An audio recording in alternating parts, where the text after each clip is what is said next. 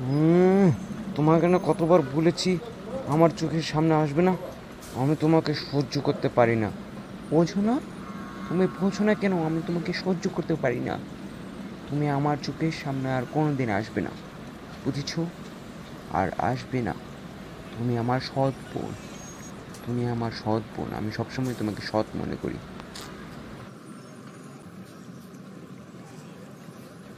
আচ্ছা ঠিক আছে, চল। আজকের মতো তোর কথা শুনতেছি, তবে এরকম আর করবি না। আমার গায়ের রং নিয়ে খোঁটা দিবি না কখনো।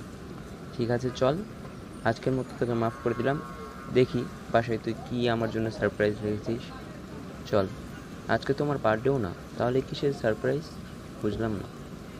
আচ্ছা, যারা আমাদের ভিডিওটি দেখতেছেন তারা কমেন্টে বলবেন তো আমার বড় বোন আমার জন্য কী একটা গিফট রাখতে পারে, সারপ্রাইজ। ওকে, ভিডিওটি ভালো লাগলে লাইক কমেন্ট শেয়ার করে দিবেন। ওকে, আল্লাহ হাফেজ।